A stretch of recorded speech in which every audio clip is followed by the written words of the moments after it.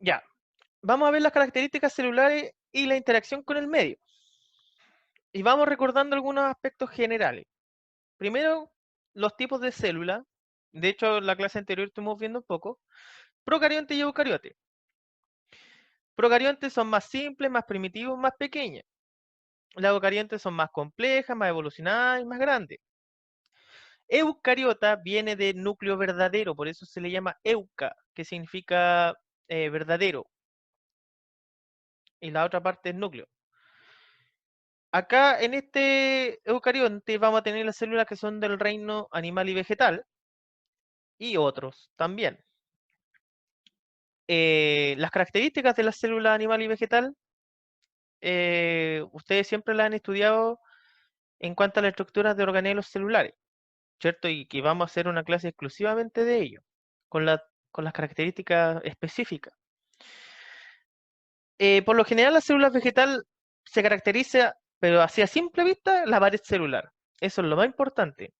Después, la otra cosa que la caracteriza es la gran vacuola central. Y posteriormente, que esa parte de la célula vegetal tiene un organelo que se llama cloroplasto donde hacen la fotosíntesis. Y eso es lo que lo diferencia ultra y ultra de la célula animal. Y la célula animal, como cosa particular, es que no tienen estos cloroplastos, no va a tener una pared celular y contiene unos centriolos, ya que esos son partes de la división celular y le ayuda a ello. En cambio, la otra no lo tiene. Esas son como las características más generales de esta célula. Ahora, pero antes de cómo saber cómo se descubrieron estas células, hay que adentrarnos un poco a la teoría celular, que para mí, para mi gusto, de hecho, es súper sencilla, pero hay que darle a conocer el contexto histórico que tuvo.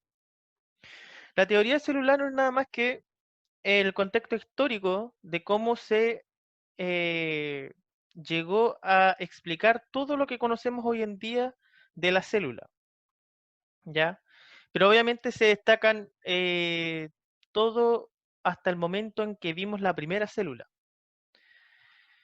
Aquí es el resultado de varios científicos que postularon numerosos principios para darle una estructura adecuada a Isaí, ¿ya? Comenzamos con Zacharias Janssen en 1590. A él se le acuñó controversialmente el primer microscopio. ¿Por qué controversialmente? Porque dicen que muchos dicen que Hooke en realidad mejoró esta versión del microscopio y fue él el que lo inventó, pero hay otros que dicen que él fue el que lo inventó. Por eso es muy controversial. Pero sí era un fabricante de lente que hizo un microscopio que tenía un zoom de 3x, 5x y que hoy en día prácticamente serviría para ver células que son grandes, ¿ya? O cuando más ver células de epitelio y cebolla, alcanzaríamos a ver la parte externa y la veríamos chiquitita, ¿ya? Él utilizó unos lentes con un tubo de aproximadamente 25 centímetros y que iba jugando ahí con alejarlo y acercarlo, alejándolo y acercándolo para poder ver eh, el mundo microscópico. Pero él no solamente veía las cosas, no sabía qué estaba viendo, porque él fabricó los lentes. Muy distinto fue lo que hizo Robert Hooke en el siglo XVII. Utilizando una versión mejorada del microscopio, él pudo ver células vegetales. ¿De dónde las vio? De un corcho. O sea, él vio células vegetales de un corcho. Con el mismo instrumento. Y también a Hooke se le atribuyó el nombre, él atribuyó el nombre de célula a esos organismos que hoy en día conocemos y que son parte de todo. Posteriormente tenemos a Anthony van Leeuwenhoek, ya en el siglo XVII también. También él fabricó en otra parte un microscopio, pero él pudo ver protozoos y glóbulos rojos. ya que es como el que está en la imagen. Y obviamente que él también contribuyó un poco al conocimiento de estos protozoides, de estos glóbulos rojos, hizo algunos dibujos y obviamente quedaron guardados en libros que hoy en día deben existir como patrimonio.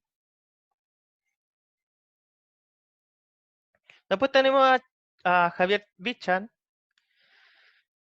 que él fue el primero que dio la definición de tejido. ¿Ya? Él descubrió de que si yo juntaba muchas células, iba a formar un tejido. ¿Ya? Y también incorporó conceptos importantes como el de nutrición y transporte de sustancias en las células. Después tenemos a Matthias Schleiden y Theodor Schwann entre 1838 y 1839. Ellos llegaron a la conclusión que está ahí en negrita, que dice que todos los seres vivos están formados por células o productos secretados por las células, y la célula es la unidad básica de organización de la vida. Que se nota que nos estamos adentrando al concepto de célula, pero en esos años nadie tenía ni siquiera la más mínima idea de lo que era una célula. Virchow, en 1855, dijo que toda célula se originaba a partir de otra célula y que eran unidades metabólicas. Por lo tanto, él dijo que se necesitaba de una célula al menos para crear una nueva. Las células provienen de células preexistentes. Obviamente, Pasteur reafirmó lo que dijo Virchow con un experimento de multiplicación celular, en donde hizo un experimento con unas cosas que tenían unas botellas con unas mangueras, y se dio cuenta que si no había contaminación del ambiente, no habían organismos vivos en esa botellita, y que si habían organismos vivos, estos iban a multiplicar y multiplicar y multiplicar, sí, con dejándoles comida y todo, no había problema. También demostró la teoría de los genes patógenos y desarrollo de vacunas contra enfermedades hasta contra la rabia. Luis Pasteur fue bastante importante en el mundo de la medicina, sobre todo con la parte de las vacunas.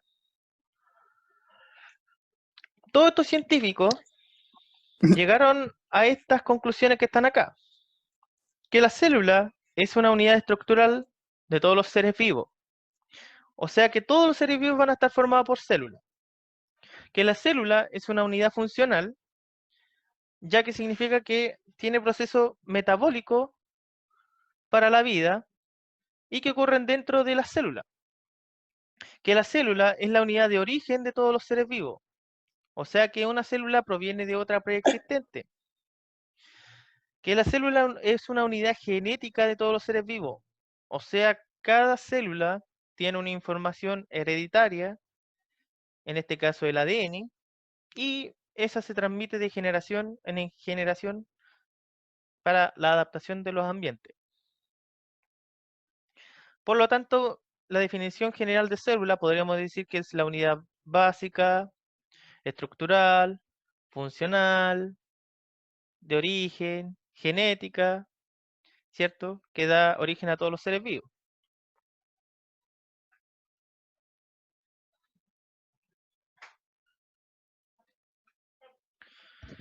Ahora, las células procariontes con las eucariontes tienen bastantes diferencias. Una por su simplicidad y otra por su eh, complejidad. Las procariontes ya estuvimos viendo un poquito, así que me lo puedo saltar.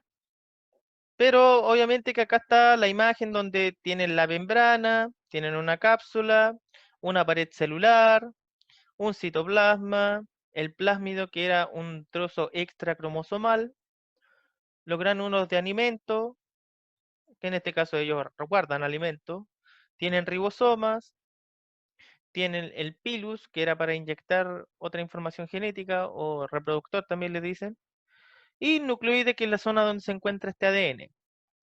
Una célula eucariótica, en este caso la que tenemos acá es de tipo animal, ¿Por qué razón? Porque no tiene pared celular. Tiene una membrana, un citoesqueleto, ribosoma, retículo endoplasmático rugoso, lisosoma, peroxisoma, glucógeno, retículo endoplasmático liso, centriolo, complejo de Golgi, vesícula de Golgi, mitocondria, núcleo, nucleolo, cromatina, la envoltura nuclear. Que eso lo vamos a ver en otra clase, cada una en específica con todas las funciones que tiene. ¿Qué cosas tienen en común? Lo que tienen acá en la imagen en el medio. Todas esas dos células tienen núcleo, nucleolo, retículo endoplasmático rugoso, liso, lisosoma, citoesqueleto, mitocondria, citoplasma, ribosoma, complejo de Golgi y membrana plasmática. ¿Qué cosas diferencias? Centriolo en la vacuola, acá es pequeña, en del animal, y en la vegetal tenemos una gran vacuola central, tienen una pared celular y un cloroplasto. Cloroplasto que sirve para la fotosíntesis. Ahora, analizando un poco la interacción que van a tener con el ambiente, tenemos que ver lo que es la membrana plasmática o membrana celular.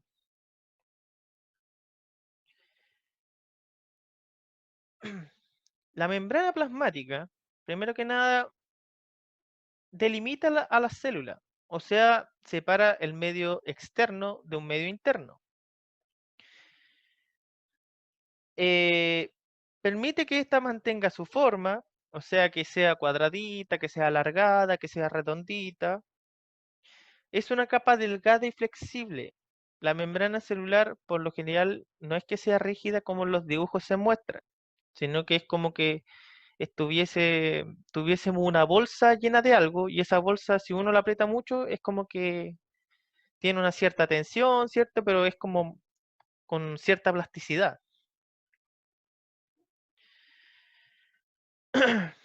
Esta fue propuesta, el modelo, por Singer y Nicholson en 1972 y colocaron esto como en el nombre de mosaico fluido, ya porque tiene como una forma semi en mosaico, pero así como bien imaginativo, y fluido más que nada por el medio en que se encuentra, que se encuentran inmersas en agua. La membrana plasmática por lo general tiene varias partes.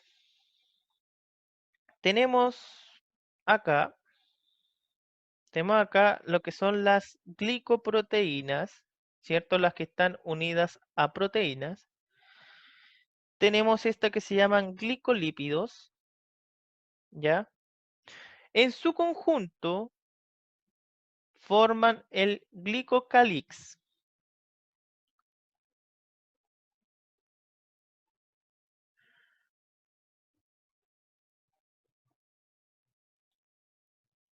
¿ya? Tenemos los fosfolípidos, que son estos con las cabecitas. Tenemos el colesterol que está entre medio de cada uno de estos fosfolípidos.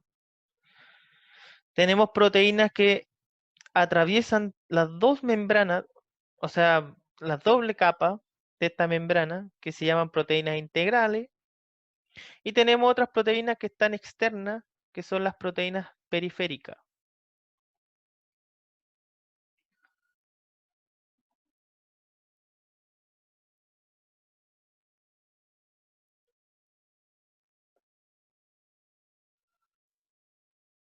Ya.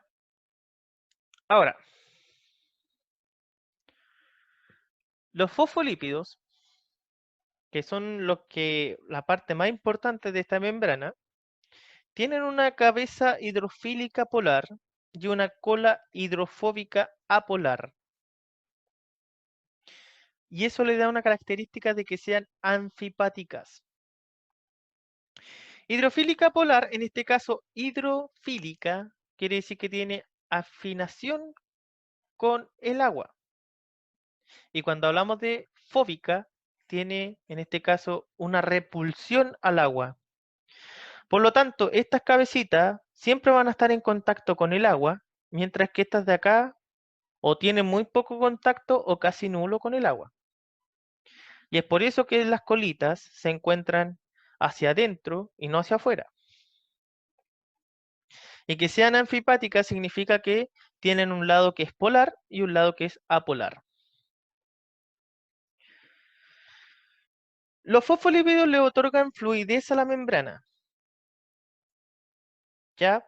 Pero el colesterol ayuda a regular esa fluidez.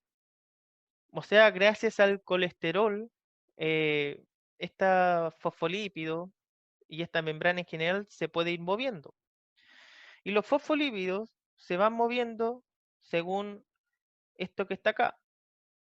Ellos pueden tener una rotación en sí mismo, pueden rotar en sí mismo, como que pueden que esto hagan un movimiento de flip-flop donde el de arriba se va con el de abajo, o que se pueden mover de un lado a otro, lateralmente, difusión lateral.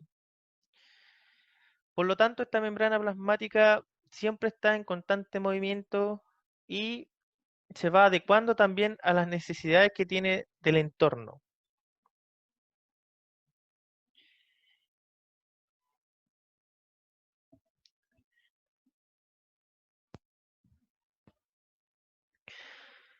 La membrana plasmática es una barrera selectiva y semipermeable. ¿Qué significa eso? Que no deja pasar cualquier cosa. Por ejemplo, hay cosas que pasan, porque son muy pequeñitas, pasan sin problemas por la membrana. Hay otras cosas que tienen que pasar a través de las proteínas porque son muy grandes, etcétera, etcétera, etcétera. Y es por eso que existen los distintos tipos de transporte, que yo no sé si recordaban o no. Hay dos tipos de transporte principalmente, transporte pasivo y los de transporte activo. ¿Cuál es la diferencia entre ellos? Que el transporte activo utiliza la energía en forma de ATP, que el ATP es una molécula energética que se llama adenosín trifosfato. Si es transporte activo, utiliza ATP. Si no es transporte activo, es pasivo y no necesita energía.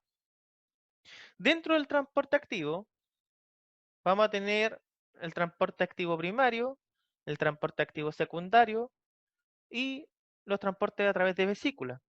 Y dentro del transporte pasivo, la difusión simple, la facilitada y la osmosis. Y vamos a ir viendo cada uno de ellos.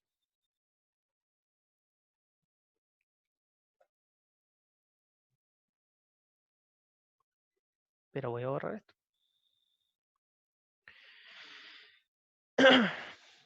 Primero que nada, entender el concepto de gradiente de concentración.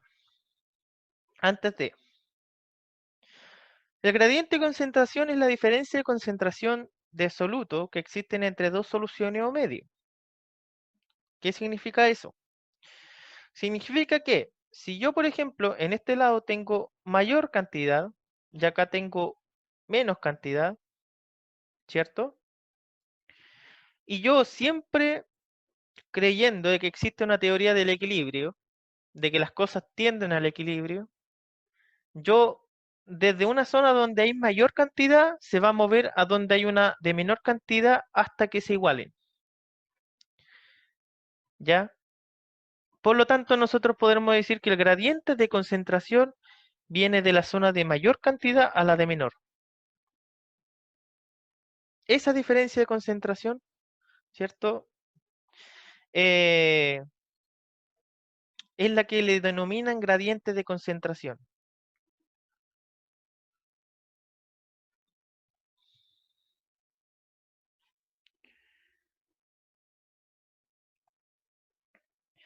Y ahora sí, vamos con el transporte pasivo. El transporte pasivo es algo que se realiza a favor del gradiente de concentración, o sea, desde una zona donde hay más va hacia una zona donde hay menos. Para esto no se necesita gasto de energía, por lo tanto no ocupo ATP. El transporte ocurre a través de los espacios de la doble capa de fosfolípido o utilizando proteínas transportadoras.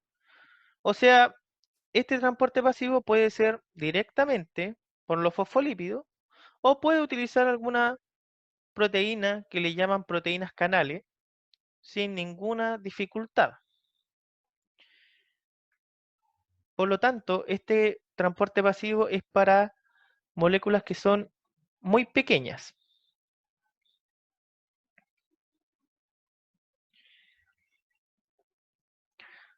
Y la podemos clasificar en difusión simple, el primer tipo de transporte pasivo.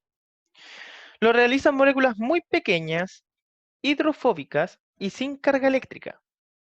¿Ya? Y eso es importante acordarse, que tienen que ser pequeñas, tienen que ser hidrofóbicas y que no tengan carga eléctrica, o sea, sean apolares. Como por ejemplo el agua, el dióxido de carbono, el etanol. Su vía de paso es la bicapa lipídica. Por lo general llegan y pasan por aquí, por la bicapa lipídica.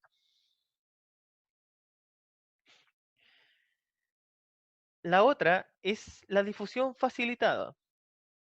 Acá ya necesitamos proteínas para hacer esto, ya que faciliten el transporte.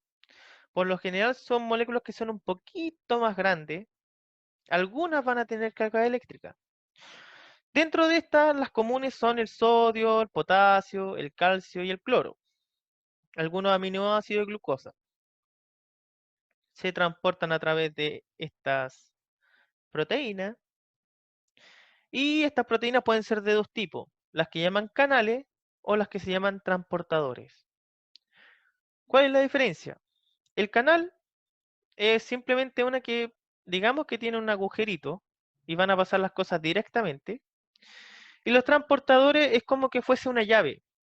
O sea, sirven para específicos tipos de moléculas que van a llegar ahí, van a accionar una cosa como que se abre, pero después al pasar la molécula se cierra.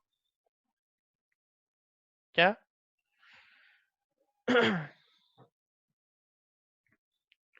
Posteriormente tenemos el transporte de agua, que es la osmosis. La osmosis, que es el transporte de agua, eso se hace sin gasto de energía. Y eso no sé por qué, pero siempre caen en la PSU, porque muchas veces preguntan por la osmosis. Transporte de agua le dicen, la osmosis es un transporte activo y ahí caen la mayoría. Este no es un transporte activo. ¿Por qué? Porque utiliza unas proteínas que son proteínas canales, pero como son específicas de ella, del agua, a esas proteínas se les llama acuaporinas. Pero este va funcionando también con el gradiente de concentración.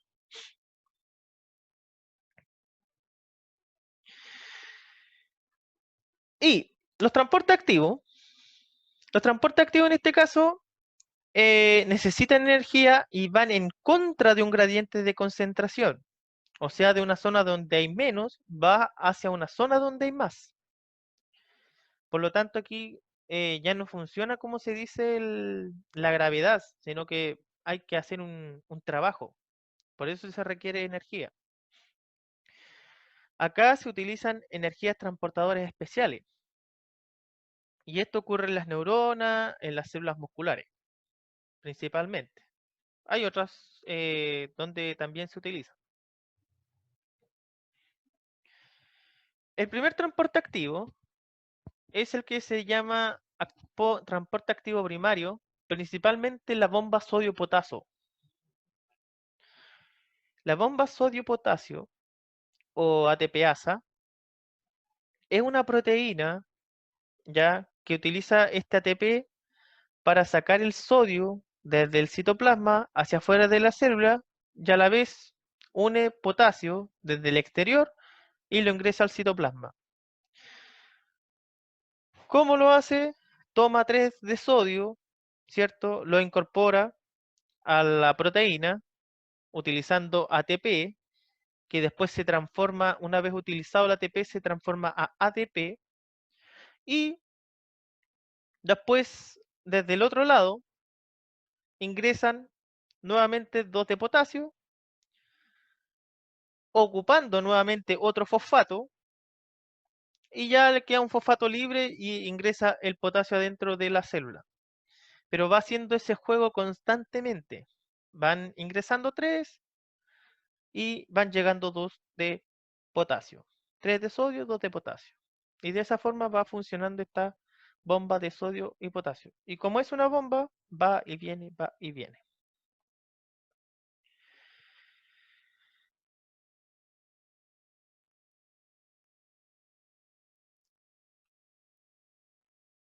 Después tenemos la bomba sodio-potasio, nuevamente.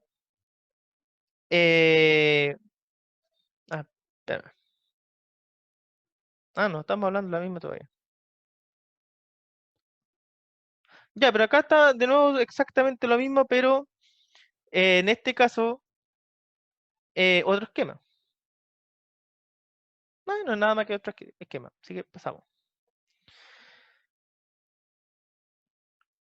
Bueno, ahí está, ¿cierto? Ya con un cierto movimiento, para que se vaya entendiendo un poco cómo es este proceso, donde van seleccionando, en este caso 3 de sodio, viene un ATP, que se transforma en ADP, va dejando un fosfato libre y vuelve el proceso a repetirse una y otra vez dependiendo de lo que se requiera. Este proceso sobre todo se repetía en las células neuronales, cuando va pasando el impulso nervioso, ¿ya? Después tenemos el transporte activo secundario, que puede ser cotransporte de sodio-glucosa o sin porte y contratransporte o antiporte. Oh, me está quedando 5 minutos. Después, por si acaso se corta, eh, vuelvo a conectar. Les mando de nuevo el link y ni un drama. Ya, y vamos viendo acá en qué consiste en esto. Primero, con transporte o sin porte. Estos son proteínas que introducen sodio al citoplasma a favor del gradiente de concentración y glucosa en contra del gradiente. Al hacer esta acción, a este mecanismo, le llaman sin porte, ¿ya? Porque en este caso está entrando una sustancia que es menor y por el otro lado está entrando en la otra parte una sustancia que es un poco mayor. Pero también si se fijan funciona bastante similar a lo que es la bomba sodio-potasio, pero en este caso ya con sodio-glucosa. Cotransporte o sin porte se da en células epiteliales del intestino, ¿ya? Y las células epiteliales por lo general son las células que tienen cierta microvellosidad en el intestino. Después tenemos el contratransporte de nitrógeno con calcio o antiporte. O sea, no nitrógeno, Na era aquí, ¿ya? Ouch, ¿ya? De sodio y calcio, que es una proteína transportadora que incorpora sodio a la célula a favor del gradiente y extrae calcio en contra del gradiente de concentración. Esto es bastante importante, este antiporte, sobre todo en las células que están haciendo sinapsis química, para regular en este caso la electronegatividad que tenían las células neuronales.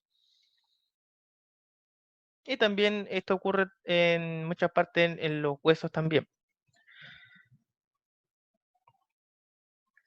Entonces ahí tenemos un esquema más o menos general de los transportes, donde está la diferencia entre una difusión simple, una que es de tipo facilitada, y los otros transportes activos, ya sea sin porte, antiporte o bomba sodio-potasio, que son bastante similares, solamente van cambiando, en este caso, los elementos.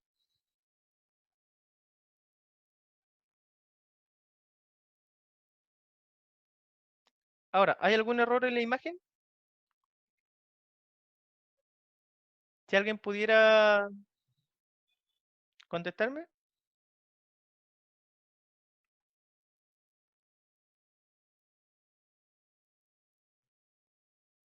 ¿Me dejaron solo? Se quedaron No dormidos. lo sé, usted es el profe. No cacho, profe. Estoy intentando pensar, pero no sé. No cacho. ¿Están seguros? Mm, ¿Habrá algún error?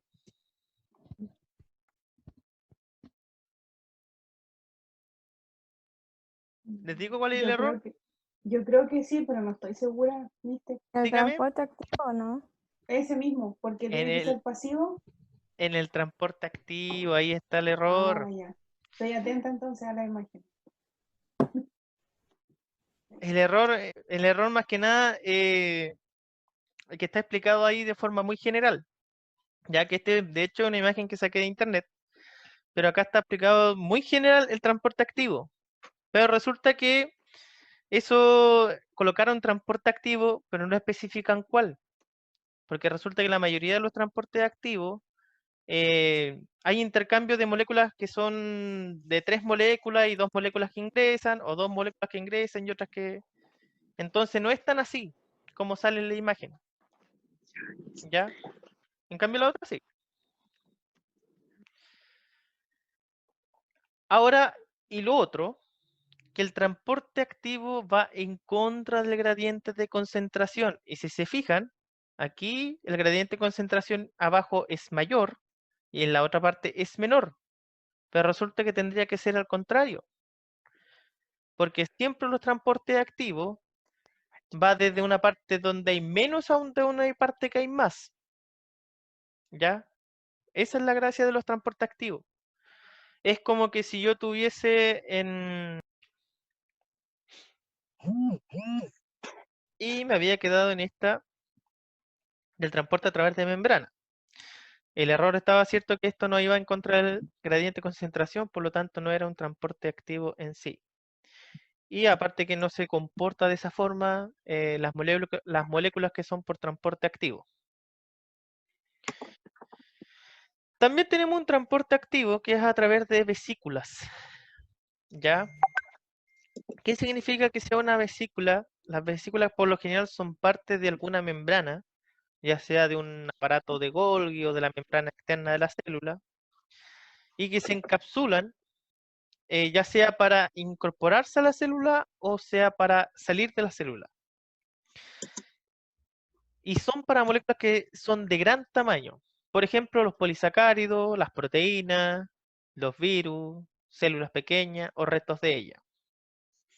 O también para muchas pequeñas moléculas, muchas, pero en gran cantidad.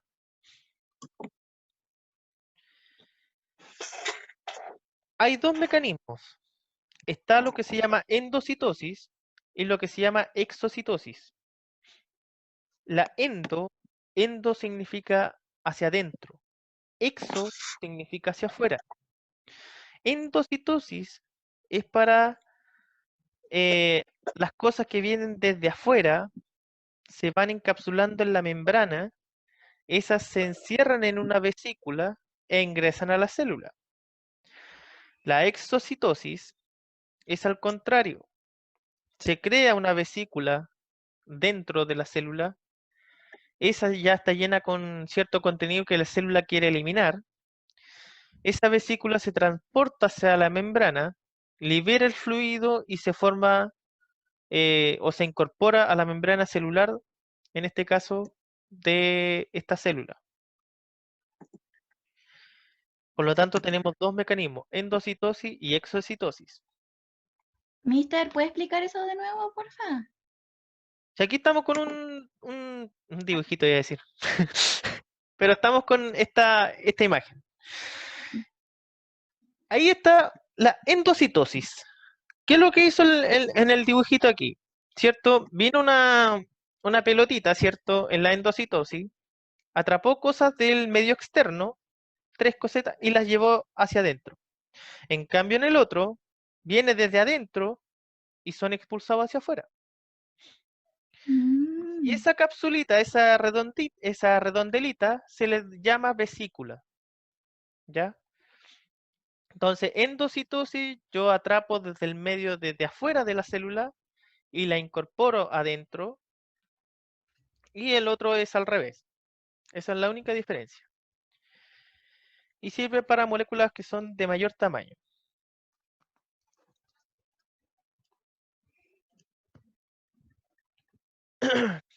Ahora, del grupo de la endocitosis, o sea, las que incorporan cosas, hay tres tipos. Una que se llama fagocitosis, que eso de hecho les sonaba mucho cuando veían sistema inmune, los fagocitos. Los fagocitosis es, por ejemplo, cuando hay una partícula grande o incluso hasta otra célula externamente y esto la membrana la encapsula en una vesícula y la incorpora. Y es como un Pac-Man, en otras palabras. La célula se comporta como un Pac-Man. O sea, abre como una boca así de membrana, atrapa a su malhechor y la incorpora. La pinocitosis, en este caso, es igual que lo otro, con la diferencia que aquí atrapa hasta líquido. Atrapa líquido de la parte externa con muchas cosas que él necesita y la incorpora en vesícula y las ingresa. Y la endocitosis mediada por receptores es solamente que la membrana plasmática afuera van a tener unos receptores para poder comunicarse y solamente van a dejar ingresar por ese medio a cosas específicas que necesita. Por lo tanto, tiene ciertos receptores y cuando llegan esas cosas a la parte donde están esos receptores o donde está esa célula diana, ¿cierto? Ahí atrapa lo que necesita la célula y la ingresa. Es la única diferencia ahí. Por lo tanto, tenemos tres tipos de endocitosis.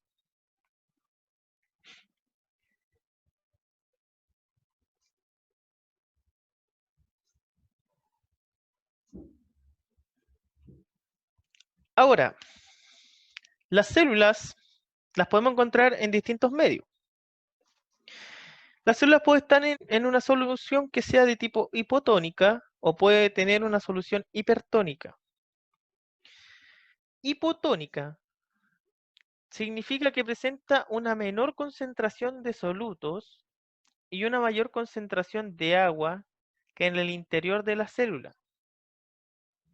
O sea, hipotónica hay menor cantidad de solutos, que en este caso está representado por estas pelotitas, y hay más agua acá.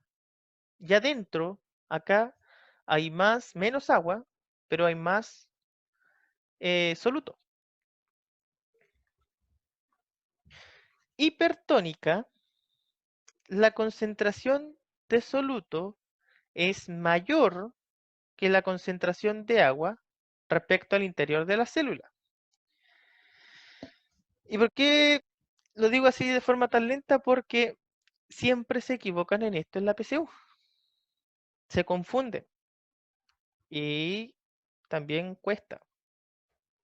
Porque siempre hay que fijarse que donde yo tenga la menor cantidad de solutos, no de solvente. Acá yo tengo la menor cantidad de solutos y acá la mayor, en esta parte. En cambio acá tengo la mayor cantidad de solutos, acá, afuera, y adentro la menor. ah, En cambio en la isotónica, iso viene de igual. Si yo cuento las pelotitas, deberían estar la misma cantidad aquí y acá. 1, 2, 3, 4, 5, 6. 1, 2, 3, 4, 5, 6. ¿Ya? Entonces, por lo general, en PSU siempre colocan esos esquemas de una célula que, que dicen que qué pasa con la célula y te dan todo un ejemplo, te dan toda una estructura, y al final te preguntan, ¿es isotónica, hipertónica o hipotónica? Si yo no me acuerdo cómo es la relación que hay entre ellos, me va a costar mucho. ¿Ya? Por eso acordarse. Hipotónica, poca cantidad de soluto afuera que adentro. Hipertónica, mayor cantidad de soluto afuera que adentro. Isotónica, la misma cantidad de solutos.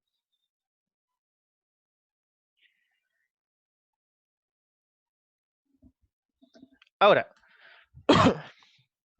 diferentes concentraciones del medio. Mediante osmosis, el agua se mueve desde una solución hipotónica hacia una hipertónica hasta que ambos lados sean isotónicos. Y esto se puede representar con esto. Si yo tengo acá un solvente con un soluto, que este soluto está en menor cantidad que este de acá, ¿cierto? Por lo general siempre la osmosis, el agua, va a empezar a pasar hacia el lado donde hay mayor concentración de soluto, pero con el objetivo de que se cambien esos solutos hacia el otro lado y al final en algún momento se van a empezar a igualar las concentraciones. Y al final siempre las cosas quieren tender a ir al equilibrio. Por lo tanto, muchas veces la osmosis juega ese papel de que ayuda a regular a que la célula se vuelva isotónica. Por lo tanto, una célula en estado normal está en un estado isotónico.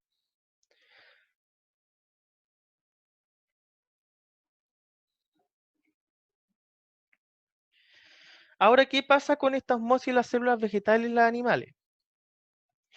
Por ejemplo, cuando la célula está en una solución hipotónica, ¿ya? ¿Qué significaba que fuera hipotónica? ¿Alguien? Que hay menor Menor concentración de cantidad. solutos y más concentración de agua. Ya, entonces, ¿qué pasaría si el agua empieza a ingresar a una célula que estaba hipotónica? Se empieza a inflar, ¿cierto? Porque está entrando agua. Y al entrar agua, la célula empieza a inflarse hasta llegar a un momento en que se rompe esa célula y se muere por citólisis. En una solución isotónica, el glóbulo rojo en este caso va a estar en las condiciones normales, porque va a estar ingresando agua, pero también va a estar saliendo agua. En cambio, en una solución hipertónica, acá está saliendo demasiada agua de la normal y la célula se va a empezar a quedar como una pasita. Y ocurre lo que se llama crenación, que también va a morir la célula. Ahora las células vegetales, en las mismas cosas, ocurren distintas cosas. ¿Por qué? Porque tiene una pared celular y esa no le permite que se rompa tan fácil. Por lo tanto, cuando está con una solución hipotónica, la célula vegetal llega a un estado que se llama turgencia, que es como un estado que está muy hinchada, pero no se rompe por la rigidez de la pared celular. Isotónica está en estado normal. Hipertónica, aquí lo que pasa es que muchas veces la vacuola central que tiene se va achicando. Y obviamente que puede llegar a la muerte celular a través de plasmólisis, ya que en este caso las cosas internas de la célula empiezan a morir, pero la estructura de la célula queda igual.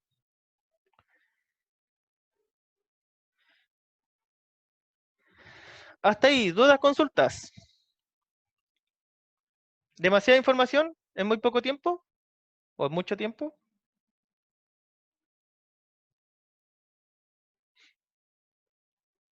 Se durmieron, parece. Cric, cric, cric, cric, cric. No, está bien. Ya, Ah, vamos una leyendo. consulta. Dígame. Profe, Una ¿el taller va a consulta, ser mister. solamente de biología o va a ser de las tres ciencias? Ok. No, yo hasta ahora facultad para las dos ciencias, biología y química. Química Ah, ok. estaba pensando hacer los días viernes, pero como cerca de las 11. Y biología ahora en la tarde. Que Ujú. Carlos no estuvo en la primera parte, mister, por eso no alcanzamos a escuchar esto. Sí, porque igual, o sea, igual quiero retomar química desde el inicio. No, sí, esas dos y me comprometo en biología y química. Física Porque llama, física no hay nadie, ¿cierto? es que física por lo general hace la Miss Ela y yo no tengo material tampoco. La No, señora pero Ela no, la señora pasó. Eliana. Ah, Eliana, ahí está. La Ay, señora ¿verdad, po? Lazarte. Falta de Sí, respeto. ¿verdad? Ya sabía que era con E. Es que, Pero del curso, chiquillo, ¿hay alguien que le interese física o no? O sea, es que la Pero si PSU va acaso. sí o sí física, pero Ah, hasta el ya. momento por lo menos yo no voy a dar la PSU de física. Ah, Por lo perfecto. menos yo tampoco. ojo, pero, Nadie más entonces. Ah, ojo, ya. acuérdense que la parte de plan común entran las 3 ciencias y después viene la parte específica. Y Por si, eso queremos y si saber se cómo fijan nos que la vamos a primera encontrar con parte física. igual son hartas preguntas, o sea, igual influye harto. Son como 18 Y es por o eso que como 15. la PSU de ciencia es de las demás, una de las más difíciles con las de matemáticas. Luego, profe, nosotros le podemos hacer preguntas que no sean de la clase, sino que, por ejemplo, si yo tengo dudas de una guía o algo, Depende.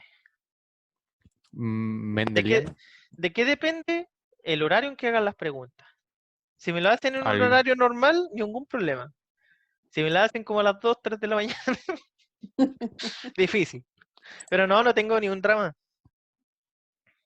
Te hagan las preguntas que quieran, no. Y de física igual. De lo que quiera. Ay, Ahora, gracias, física, profe. física, puede haber que hay algún contenido que no maneje bien. No, pero la mayoría sí no son tan difíciles. No, pero sí, hagan las preguntas, no, en el momento les digo que.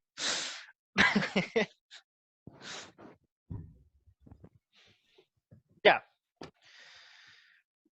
¿Alguien que quiera responder esa pregunta? A ver. O Miss, usted decide quién responde la siguiente pregunta. Ya, perfecto.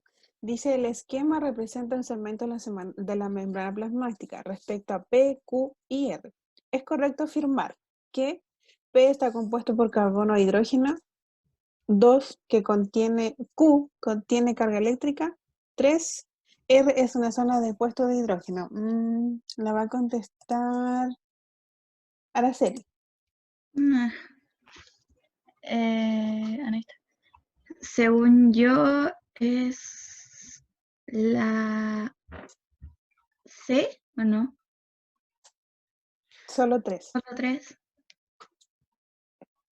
Que no estoy segura porque no la entendí bien. No.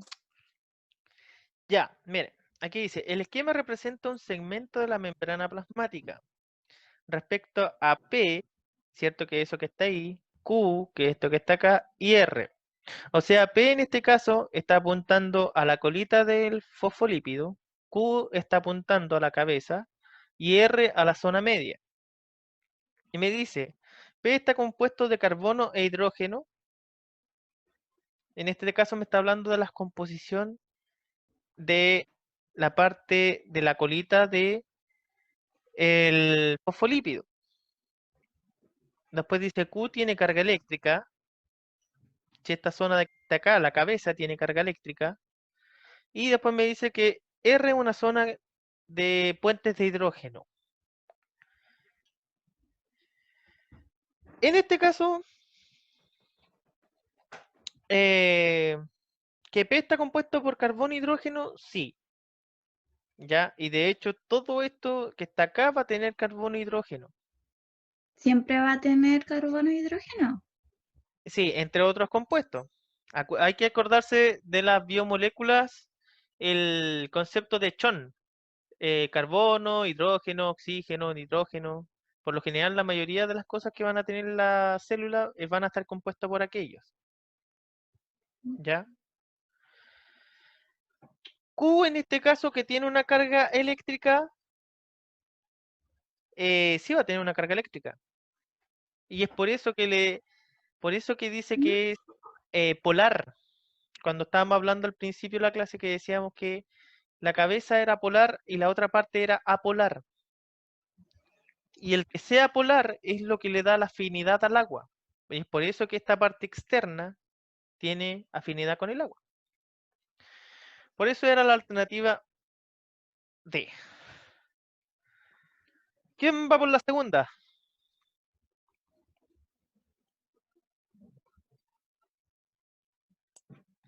Miss, a cualquiera. Ya, a ver, un varón ahora. A Carlos, que llegó hace poquito, vamos a escuchar. Carlos, ¿estás por ahí? Sí, aquí estoy. Ya. ¿Te leo la pregunta o lo estás escuchando, viendo ahí? Estoy leyendo, estoy pensando. Ah, ya.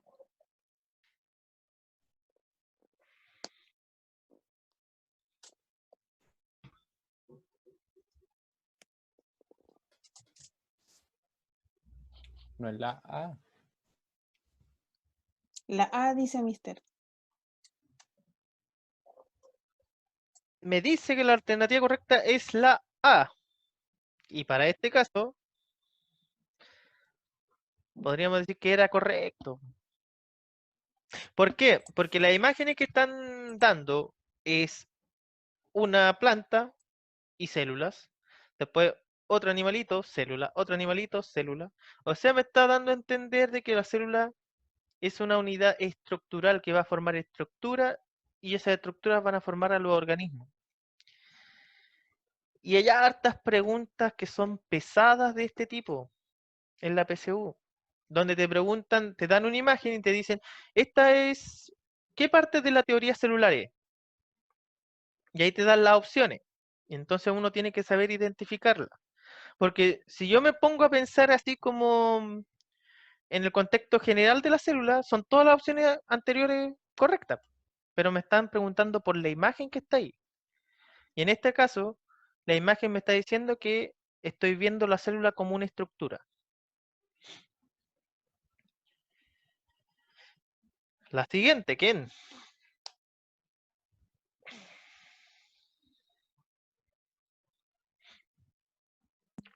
A ver.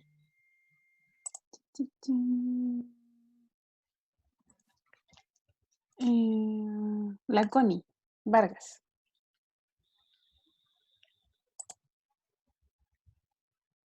¿La puede leer? ¿O la está leyendo en...? La estoy leyendo. Ya. Mm. Mm. Es que no sé, porque la 3 yo creo que sí es, po, pero no, no me acuerdo si era polar o apolar. Ya, porque dice una sustancia podrá atravesar directamente la bicapa de fosfolípidos si posee carga eléctrica, es de carácter apolar, tiene pequeño tamaño molecular. Apolar, acuérdense que el que no tienen carga. La otra o que tiene carga, que no tiene carga, o que era de pequeño tamaño. ¿Qué cosa pasaba directamente por la membrana? ¿Qué tipo de moléculas? La D, La de E, pues. O sea, las moléculas que pasan siempre son aquellas que no tienen eh, carga eléctrica y que son de pequeño tamaño. Ellas pueden pasar directamente por los fosfolípidos siempre y cuando la célula no lo necesite. Si no, no. Es una consulta. Dígame. Usted cuando dice que apolar y polar tienen carga, ¿a qué se refiere con eso? Porque yo entiendo que apolar y polar se define por la diferencia de la electronegatividad de los átomos que componen Ya, ahora sí el... lo vamos viendo por la electronegatividad. ¿Cuál es más electronegativo y más... Lo tengo aquí. El apolar siempre es su electronegatividad igual a cero, mientras que el polar tiene que ¿Cómo? ser entre cero, que los apolares su electronegatividad tiene que ser cero, sí o sí. Ya, Y que los polares su electronegatividad tiene que estar entre 0 y 1,7. ya, pues, me está diciendo que en este caso es cero. Por lo tanto, No, esto no es representativo, po. O sea, prácticamente no tienen... no no- tienen sí, carga. po, prácticamente casi no tienen carga, po. Ahora, si lo vemos de muy del punto de vista químico, sí, podríamos decirlo con el tema del punto de vista de la electronegatividad, pero de un punto de vista biológico, prácticamente no lo tiene. Por eso ahí está la diferencia del punto de vista biológico y químico. Pero bien sí la acotación. Ya, Excelente, excelente. ¿Quién puede contestar esa?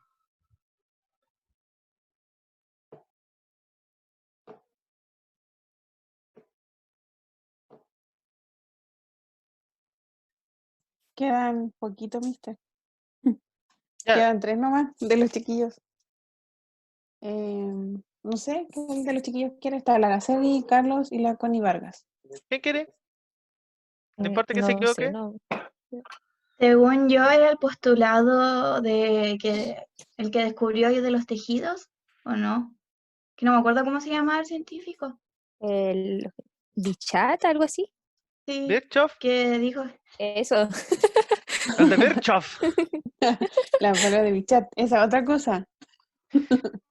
Ya, si Virchow sí dijo que. no es de la forma estructural. Virchow La dijo célula que. como unidad estructural. Ya, aquí hay dos cosas, ¿cierto? Porque Virchow dijo que toda célula proviene de otra preexistente. Y el otro, ¿cierto? Me está diciendo de que es por la parte estructural. La imagen que me muestran ahí, ¿cierto? Es de un conjunto de células y que están unas apiladas de otras. ¿Y qué están haciendo estas células? Están formando estructuras. Ya, por lo tanto, esta imagen es estructural. Ahora, si yo esta misma imagen la hubiera visto de una célula que está comenzando a dividirse, yo ahí automáticamente digo que es la de Virchow, donde dice que la célula proviene de otra preexistente. Ya, ahí están esas pillerías.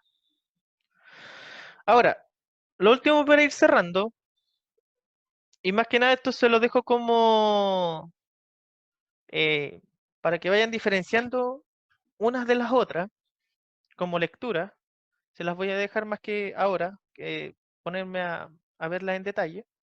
La diferencia que hay entre un postulado, hipótesis, teoría, ley y principio. Y esto resulta que tiene que quedar bastante claro, porque este año supuestamente las preguntas PSU van a ir orientadas en a este tema. ¿A cuándo es un postulado? ¿Cuándo la siguiente acotación es una hipótesis?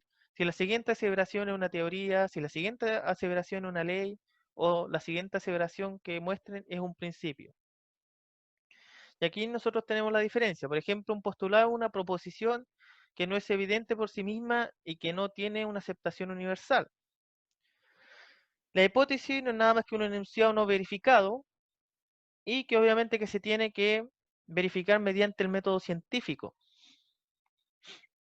Las teorías, en este caso, puede ser algo que no está totalmente demostrado, pero sí es un paso previo que se tiene que hacer para llegar a una ley científica. Y esta es lo que viene después de una hipótesis. Las leyes, ya estas son reglas. Cuando se habla de una ley es una regla y por lo general se le van añadiendo cosas nuevas a esas reglas, pero sigue en el tiempo considerándose como tal. Y los principios es un concepto, una idea fundamental que es base para un razonamiento, está basado en hechos, ideas o fenómenos sociales. Por lo tanto, eso conlleva algo mayor porque tiene que ver con el aspecto social también. Ahora más adelante voy a ir subiendo también algunas guías, jugando un poquito con estos conceptos, pero ya en preguntas de tipo PSU. Ya por ahí se las dejo esto para que vayan leyendo y vayan captando bien la diferencia. Después ustedes me pueden preguntar en específico. Entonces, hasta ahora nosotros hemos visto las características de la teoría celular. Estuvimos viendo una característica muy general, ¿cierto?, de las diferencias entre células. Y después nos metimos a lo que es la membrana celular, ¿cierto?, con los transportes, que tenemos transportes de tipo activo y pasivos. Dentro de los activos, esos van en contra de un gradiente de concentración, los pasivos van a favor de un gradiente de concentración. Los activos necesitan del adenosín trifosfato, mientras que los pasivos no lo necesitan. Y hay de varios tipos, ¿cierto? Y ahí estaban las características por cada uno. Hasta ahora, dudas, consultas, regaños.